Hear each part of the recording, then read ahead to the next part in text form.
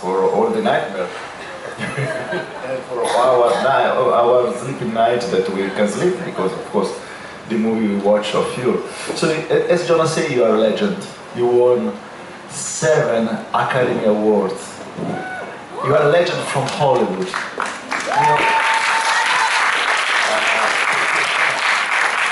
I'm just a lucky guy who turned his hobby into his profession, you know.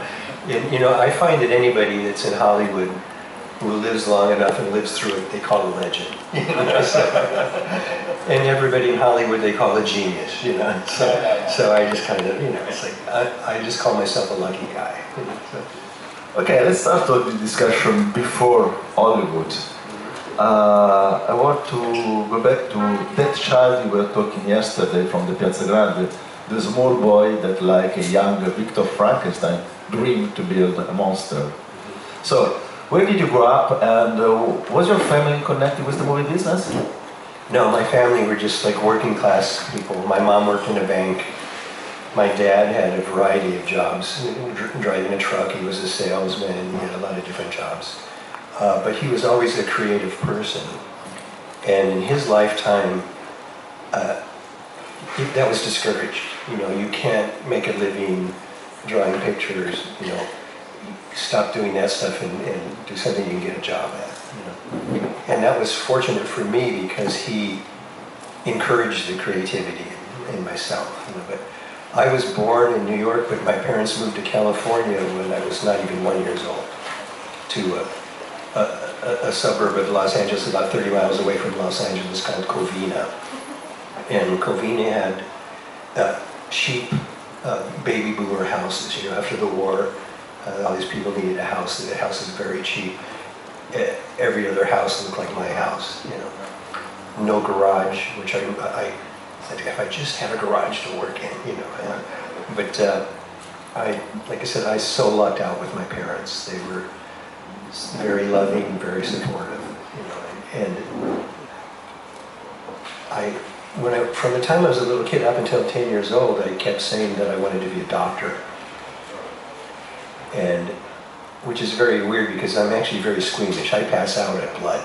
So I figured I would make a pretty bad doctor, But I really kind of wanted to be Dr. Frankenstein, and I kind of realized I was a stupid kid, So at 10 years old, that's when I said, yeah, I don't want to be a doctor. I want to be a makeup artist.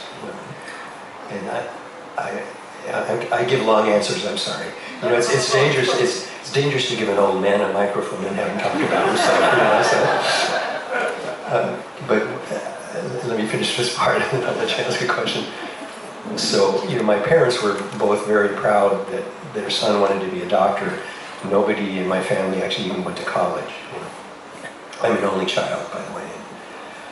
So there was this one day I decided to tell my mom about my career change, and I said, Mom, how I always talk about wanting to be a doctor? And I was like, yes, Ricky, we're so proud, And I said, well, actually, I kind of changed my mind, Oh? And I said, yeah, I want to be a monster maker, And she said, I don't think that's a real job, And I go, it is Jack Pierce who made Frankenstein and the Wolfman, and at Universal, and instead of sending me to bed without my dinner, she said, well, you can do anything that you want to do, and as long as you work hard at it, And my parents were both very positive people, positive thinkers, and supported me, in that strange. This was 1960, so much so that my bedroom became my little makeup lab. The bed was shoved to the side, and I had built work tables and shelves to store the materials. And when they saw what I was doing, the master bedroom was a little bit bigger than my bedroom, and they said, "Why don't we trade bedrooms so you have more space?" So I owe so much to my parents. So anybody who's a parent out there, if you support your kid, someday they might call him a legend. And how did you learn to make your first homemade special effect? Well, again, like I said, my dad was very creative. He actually ended up taking a correspondence course. I don't know if they have them here in Italy, but in magazines they would have, you know, can you draw this? And if you draw this and send it to us, you know, you might be, we will evaluate it and see if you can. So he had this correspondence course on how to paint and draw. So, I mean, he taught me a lot about drawing, and he knew a little bit about sculpture. And fortunately for me, he also liked monster movies. He liked horror films. So he kind of liked that I was into that stuff, you know. And he told me about seeing Frankenstein when it first came out, and how he had to hide his eyes, and when he saw Frederick March's Dr. Jekyll and Mr. Hyde, you know, and it was like, oh, I want to see these, you know. And so it was just, everything just worked for me, you know, having the great parents that were into that stuff and were very supportive of my strange hobby, you know. But so it was a lot of trial and error, though. There wasn't schools, and there were hardly books. You know, I went to the library, which kids these days, I know they do, you know, because it's all on their phone, you know. And there was a book on stage makeup, but it didn't get into the kind of makeups I wanted to do, but it was very helpful. It was a really good book. And I also, being an only child, and both my parents worked, I was what they call a latchkey kid. I would go to school, and I had a key. I would go to my house and come home, and I spent a lot of time by myself. And but when my mother came home and went to grocery shopping, she would want me to go with her. And one day, I was just looking at the magazine racks, and there was a magazine called Famous Monsters of Filmland, and it had a picture of a painting of Lon Chaney as the Phantom of the Opera, and it was like, what the hell is this? You know, this magazine was made for me, you know. And I looked through it, and there was even an article called Boy into Monster, and some makeup artist that I never heard of before or since made a kid up to look like a monster. Well, not a very good one, but it was still exciting, you know. But I didn't have the 35 cents to buy it, nor did my mother. So I happily went to the market with her every time looking for this magazine, and I had 35 cents eventually, you know. But it was like a fluke that it happened to be in the supermarket, and then like many months later, it was like issue number 6 happened to be there, and I had my 35 cents, and I bought that. And it was great. It was a film magazine, you know, about horror movies, and it talked about the actors and directors, and what I really liked, it talked about the people behind the scenes, you know, Jack Pierce, Ray Harryhausen, Willis O'Brien, and occasionally there were articles, and Dick Smith, who's the greatest makeup artist ever, did a couple articles on how he did some things for some TV shows. And I would look at the magazine with a magnifying glass to look at what's on the shelf, to try, what is he using, how does he do that, you know. So I mean, that were the beginnings, but there were a lot of failures along the way, yeah. One of the first professional job you did was the costume for a really B-movie called Octoman. How did you work on it? How did you was involved in that project? Calling it a B-movie is really giving it too much credit.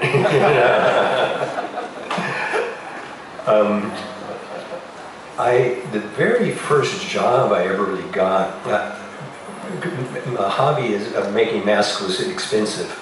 I found a place a hobby store that had a quart of latex.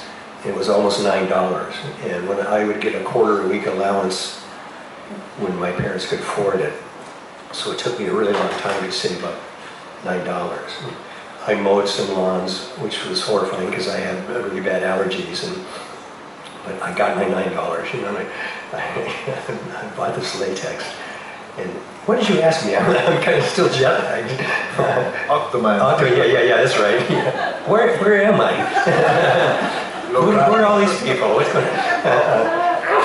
So I looked for a job. I said, I need to get a job so I can get some money to buy materials. And I didn't have a car, so I walked to every fast food place there was near my house. I walked to grocery markets to see about being a bag boy, and nobody wanted me.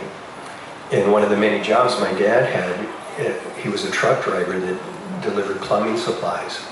And for some strange reason, he actually went into the wrong building, and it was the place that did stop motion animation.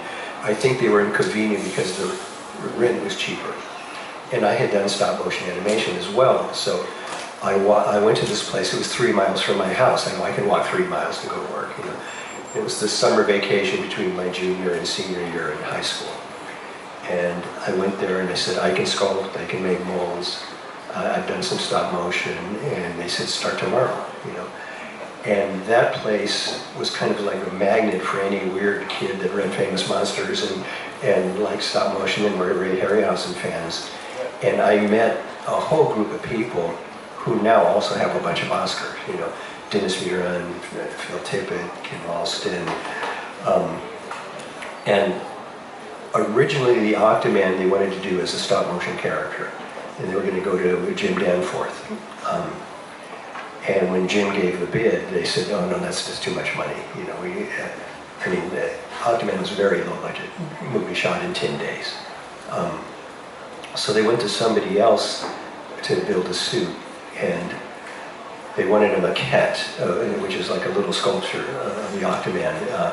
A guy named George Barr actually did the design, and so they asked me to do the maquette, and I did a maquette, and then they said, you know, we really don't want to. Actually, what happened? There was another better film came along, you know. And so these guys said, you know, how about we, you know, pass this off to this kid? You know? So they said, you know, how about, would you like to build the Octoman? And at the time, I was a full-time student, and I had, I think, 6 weeks, and I think it was $2,000. And this was, you know, a full-body foam rubber suit with tentacles for arms, you know. And so I was kind of handed down this movie, and we had to figure out a way on a minuscule budget to make this thing, you know. And it was a real experience. I mean, to shoot a movie in 10 days, and so many things went wrong. We lost a couple days of filming because of an accident. And there's a scene where the Octoman, if you can believe this, is hiding in a motorhome, and which Octomans do. I mean, I found that out later, yeah. And these people are going into the motorhome, and the door bursts open, and this octopus man comes out, knocks a guy into the ground, and then another guy picks up, which turned out to be a tree limb, and throws it at the Octoman, and then the Octoman knocks that down, and goes to pick up Pierangeli, who was the starlet of the movie at that point. And I said, well, we're going to rehearse this, right? And he goes, no, we don't have time to rehearse this, you know. And you just shut up, kid, and, you know, put the Octoman in it. So the Octoman knocks the guy down, he lands on the ground, like lays spread eagle like this, you know. First I asked the director, I said, can we cut before the Octoman picks up Pierangeli, because, you know, there were arms inside the tentacles, and in the end were just like floppy bits. And I said, so we can wrap the tentacles around her, so it looks like she's really being held. Yeah. You know, so knocks the guy down. The guy throws the tree limb at the Octoman. He knocks that down. He goes to pick up Pierangeli. The guy doesn't say cut. So the poor guy who wore the suit, you know, was looking out of 2 little holes that were about this far away from his face. So he couldn't see anything. So he ends up stepping right on the guy's balls that was laying on the ground. And when he knocked the limb down, it landed on another guy and broke his hand. And then when he went to pick up Pierangeli, and the director didn't say cut, so the guy picks up Pierangeli, and he's walking around, falls over one of the guys on the ground, throws Pierangeli up against the motorhome. So there's one guy holding his balls, screaming. The other guy goes, my hand's broken. Pierangeli's crying for her mother, you know. And you know, I was 20 years old, and I go, yeah, so we don't have time to rehearse, huh? You know?